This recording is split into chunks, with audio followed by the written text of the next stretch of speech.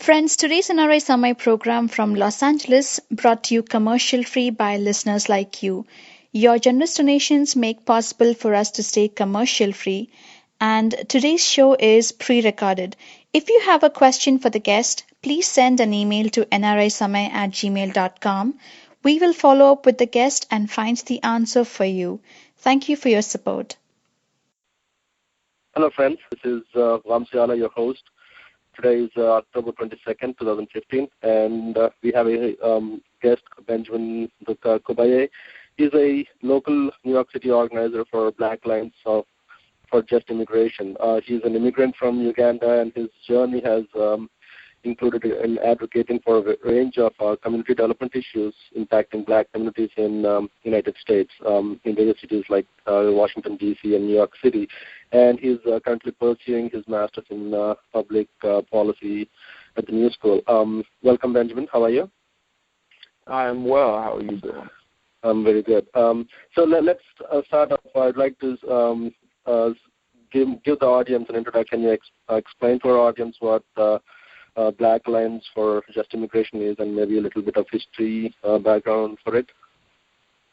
Right. The Black Alliance for Just Immigration was founded around 10 years ago as an alliance between Black immigrants and African Americans, particularly people of the faith, of people of faith and of the Christian spiritual tradition.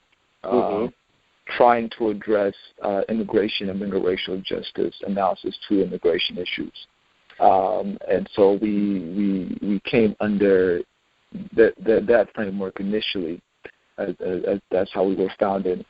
Moving from there, we have continued a work of advocating on behalf of Black immigrants and African Americans, understanding their shared political destinies in the United States and abroad, and globally speaking, addressing the unique ways anti-Blackness affects our community's abilities to move and migrate, how the stories of our resistance and addressing structural violence on a number of levels is critical to creating a strong advocacy that will change the social issues we're facing. Okay. Right. I'm looking at the Felix's story on The Guardian, like you said, and the title says, jailed by an unjust system, failed by city services, and killed by police. I mean, and the title can be replaced with any of these the stories of that we had, and out of which the movement Black Lives Matter came out, right? I mean, take the case of Trayvon Martin, Michael Brown, Eric Garner. In some cases, are you associated with the Black Lives Matter movement? No, we definitely are. We work closely locally with the Black Lives Matter chapter, the New York City chapter here. Many of our members are members of that chapter as well. We're a critical part of it. Yeah. Okay. I mean, would you be okay if we talk a little bit more about Black Lives Matter movement at all? Yeah, definitely. Yeah. So I mean, if you're aware, this movement started way back. I think just about the time in 2013 when Trayvon Martin's case became a huge media story, right? And then in 2014, it became gathered more strength. So why now? I mean, I'm assuming the police brutality against African Americans and African immigrants also has been happening for some time now. What's different with Trayvon Martin's case? Is it just the brazenness of George Zimmerman that he could get out of the system like that? Can you explain? Yeah. Why now? I mean, there's any number of this. I think there's many aspects of why now, and I will try to sketch those out. But yeah, I don't know if I can ever give you a full answer, or anyone can. But what I think are unique aspects of this moment was there's a tension happening within the local black community. Traditionally, when different racial groups are polled about their opinion of policies and how they impact them, there's a sense that most communities have a positive outlook about finding justice in policy, and black communities are traditionally the ones who are less optimistic. With the election of Barack Obama in 2008, what happened was the reverse, where African Americans had became very hopeful in getting accountability and justice, and just having a hopeful outlook on how policies structured their lives and what opportunities they had in America. Mm-hmm. Now, at the same time, we saw in the 2008 recession, we saw a global economy that was shaken. For black people, as we can imagine, the damage was 3 or 4 times worse for black people specifically. Mm-hmm. To this moment, we know that nearly half of black wealth evaporated, and many people say it will never return.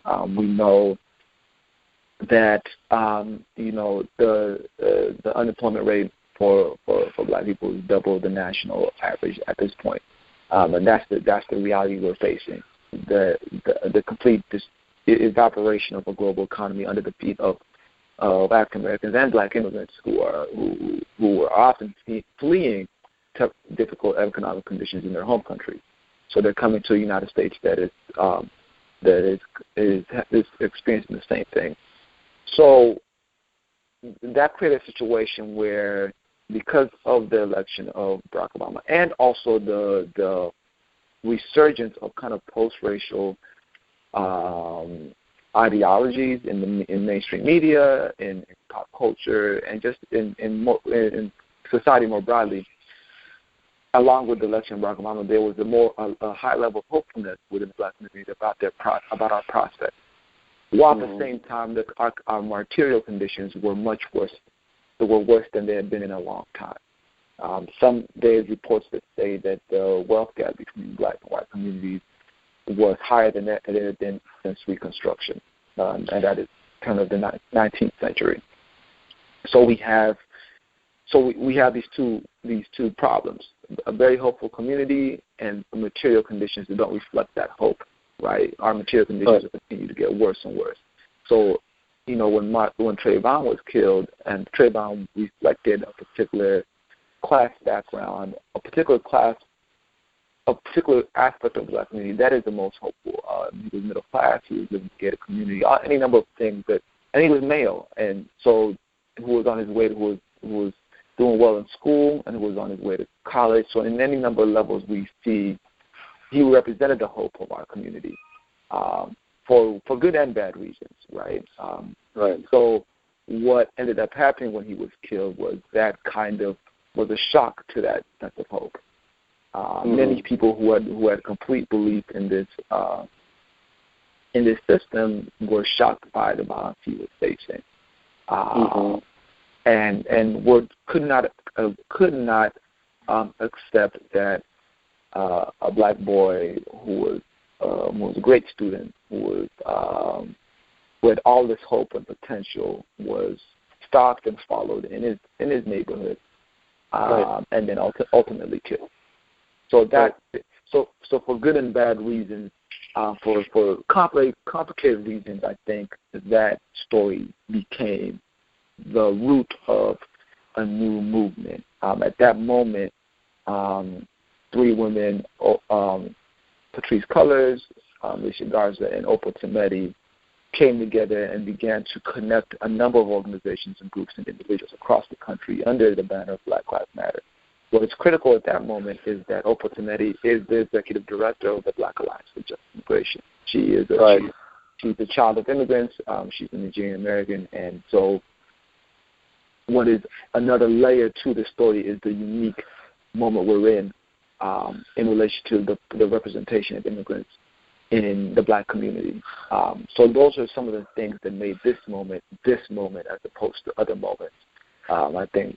But I mean, again, as I said, there's any number of other reasons why, but I think those all contributed. Right. I mean, I think it's pretty basic. What Black Lives Matter movement is about. But is it all about racial justice? Is that what's the objective of Black Lives Matter movement? Right. I mean, it seems very decentralized, but so it's very hard to pinpoint an objective. But if you can, what's the objective of this movement? If you can spell it out in a few words. Yeah, it's difficult to pinpoint because when we say Black Lives Matter, much of the conversation is also internally to other Black people. Around it. So that's why it's often difficult to say what are specific demands that you have. We have local Black Lives Matter chapters. There's local demands that people work on. So again, with in New York City, the Black Lives Matter chapter was a core part of the Safety Beyond Policing campaign. And so for Black Lives Matter in New York City, what that meant was not expanding the police force by 1,300 officers, but using that $220 million of funding to give resources, housing, help support organizations who are addressing violence from street harassment, like groups like Audre Lorde Project, Brooklyn Movement Center, any number of groups that are just doing amazing work. So giving resources to our community, that's how Black Lives Matter would matter. That's what would make Black Lives Matter to us. That was the policy demand that was external to the government, to our elected officials. That's what we were talking about. But again, it's along with racial justice. We're addressing any numbers of violence. The national Black Lives Matter was the Say Her Name campaign that also came together with Safety Beyond Policing locally here. But that was addressing violence that Black women face, cis and trans. And so that was talking about domestic violence. That was also talking about police brutality. That was also talking about equal access to housing and jobs and economic opportunity that, Black women often are just left out of. That in policy demands, whether you see the My Brother's Keeper effort by the president, it's this narrow focus on Black men that doesn't include Black women. And so that's one avenue we can talk about, making Black Lives Matter. But yeah, so these are the different ways we can make that a reality. And then there's also internal things that are basically Black Lives Matter is much like the iceberg, an iceberg. So you see the tip over the ocean, right? The tip of the iceberg. But then those are some of the. So we have these demands that we make around policy recommendations, and then underneath the water, there's a much larger piece that we're talking about. This very vigorous, intense conversation within our community amongst ourselves, where we're debating and arguing about how we can create that as a reality for ourselves. Right. Friends, NRI Samay is a non-profit independent alternate media from Los Angeles, USA, which brings positive stories from grassroots activists from all corners of India and across the world. NRI Samay does not rely on corporate funding, and our shows are commercial free. We only rely on your donations. Corporate funded media is driven by the TRP rating, and profits are blurring the distinction between news and entertainment. Why do our news channels talk so much about cricket, movies, accidents, popular figures' personal lives, babies of heroines, gossips, etc., while they should be covering the struggles of people, inequality in our society, rural issues, and border security issues? Why did our media raise some corruption crusaders to the sky on one day and shut them off completely when graft charges were raised on those corporate sponsors? Media relies so much on the corporate funding and government blessings that they cannot report independently. NRI Samay is different. We don't accept funds from any corporations, and hence our shows are commercial free. We completely rely on donations from you. Please consider donating to NRI Samay, and please go to nrisamay.com and donate generously. This is the only way together that we can continue NRI Samay. All donations are kept transparent on nrisamay.com. And if you have any questions, please write to nrisamay@gmail.com. to me, I mean, as I see the Black Lives Matter movement, right? It's a very decentralized form of movement with a lot of local chapters, and there's no formal hierarchy. I think it's for the good, of good or bad, but that's how it is right now. And I see very similarities between the Occupy movement and that was also a post 2008 financial crisis movement. It gained steam. It had the right intentions, but because it was a decentralized movement, it fizzled out, right? I mean, is that a possibility with this movement? And then, do you agree or disagree? If so, how? Yeah, I think, and many people have made the comparison between the Occupy movement and the movement for Black Lives. I think there's sometimes that comparison is useful around the question of decentralized, but then there's some ways that it's not, because one, the Occupy movement was a predominantly white movement, and the flaws in it. One of the issues was that this was an economic crisis that only began for many people in 2008. Whereas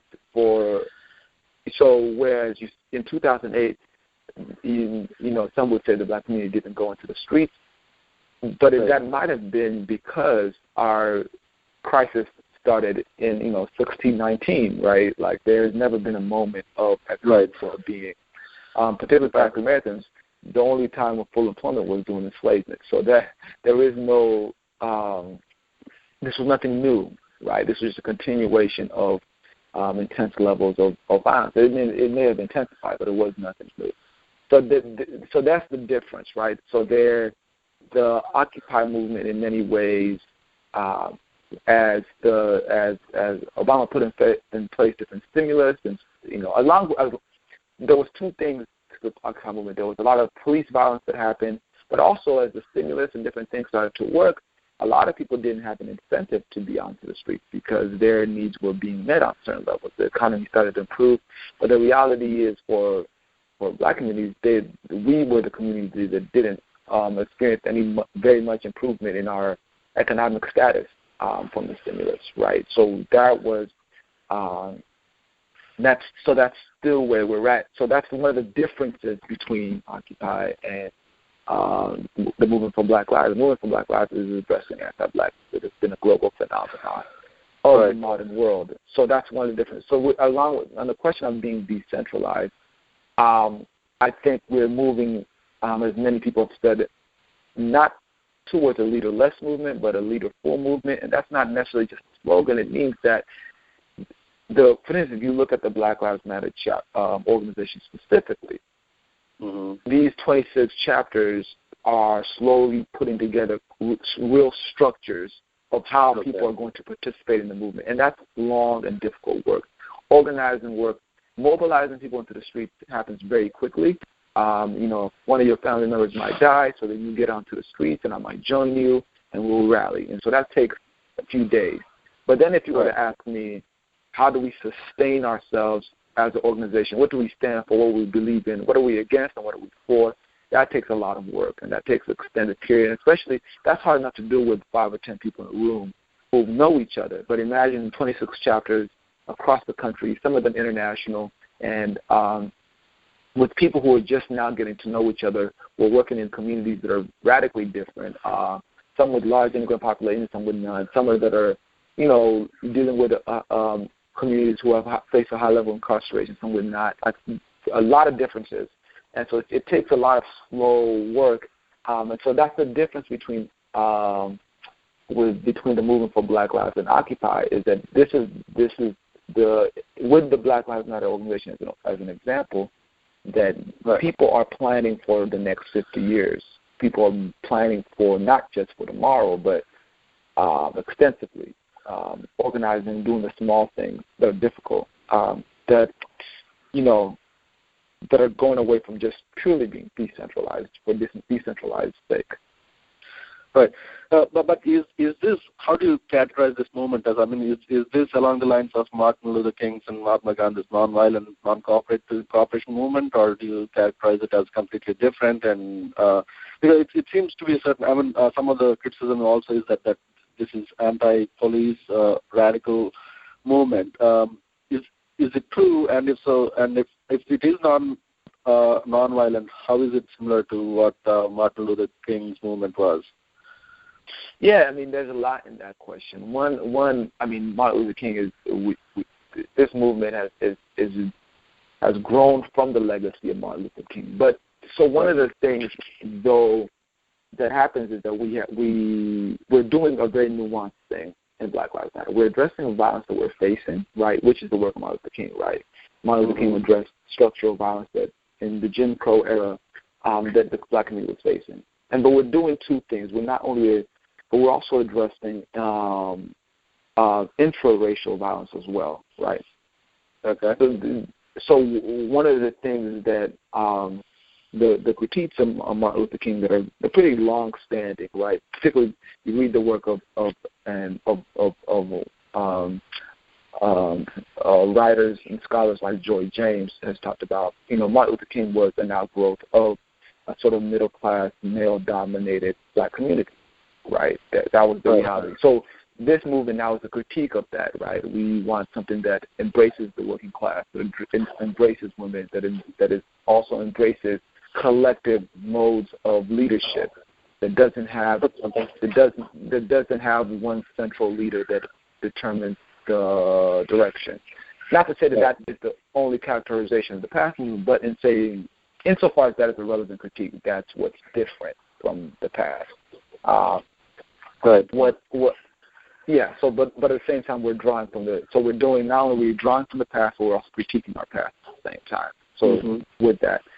On the anti-police piece, ultimately, it's very interesting to us. Is one, we usually don't dignify those questions that we face with a response, because that often when we get that question, and that was posed to me when I was at a panel with the Congressional Black Caucus, in the way in which we can seem as if we're anti-police, is no one when the police kill a Black person, no one says the police are anti-Black. Right. No one goes to a police union meeting and says, so can you guys address allegations that you all hate Black people, right? No one says that to them, because it's assumed, right, that this police officer is an individual, right, or any number of excuses that are made around that. So that's one, right? So then the question is, then ultimately also that question on being anti-police, it moves away from structural analysis and it goes into the individual thing. So when I say the police are violent towards Black, policing is a violent institution. Well, then the question is like, well, are you against all police officers, every individual one? There's some that are good, some that are bad, and this, that, and the third. Well, the question is the individual people don't negate the reality of individual good people. Doesn't say anything about the structure and its role and its function, right? Right. And you can see this in any number of ways. And it seems a little complicated when it comes to policing, but it's actually pretty obvious in how we live our lives. So when, for example, if women were to say, I feel unsafe around men, right? Now, the reality of individual good men and some good men who are wonderful doesn't take away from that statement at all, right? It's a critique of patriarchy. It's a structural analysis that they're having. And if I was to pose individual men that were different, that actually does nothing at all to the critique. So that's kind of what we look at the questions around whether we're anti-police or not. Like, why is that question even being posed when we know that it completely misses the point, and it has no, and it's an unfair question completely. So that's usually, those are some of the things we think about. Right. And it doesn't dignify the justification that in Black rage that is animating this movement is justified. So that's one of the things that we pose. That makes sense. I mean, I think we're running out of time. Just one last question from a strategy-wise. I mean, I'm thinking out. You tell me if this is strategic or it was just an accident, right? I mean, we can think. I mean, from the Black Lives Movement and a political party affiliation-wise, Democratic Party would be more aligned towards the Black Lives Party movement, and especially the candidate Bernie Sanders. Right? He is more sympathetic to your cause than anybody on the candidature for president right now. But in August, his campaign in Seattle, there were a bunch of Black Lives Matters movement activists tried to disrupt his speech there, right, and successfully so. And was that a strategic move, you think, or it was just a mistake because it was a decentralized movement? And if so, if it was a strategic, how is that a wise strategy? Yeah, it was. I mean, I think the strategy of, and this we can go back to Tia also, who's a colleague of mine at Baji at the Black Alliance for Just Immigration, who was one of the first people to disrupt Bernie Sanders. Is that which goes into how Baji we're very much involved with the Black Lives Matter movement for Black Lives. Now the strategy for that it's complicated, but one of the initial efforts is that it is the assumption always with Democrats is that you accept who is given to you and who's more amenable to your cause, as opposed to saying whoever is given to me, I'm going to push them as far as I can to make them the candidate who reflects my interest.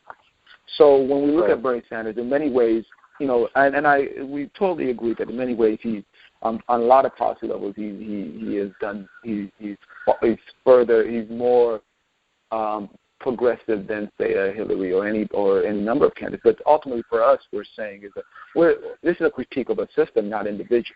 Not about individuals, it's about systems. So again, you see how a lot of times when people who disagree with our strategy, they go to an individual argument and then we step away from structural analysis.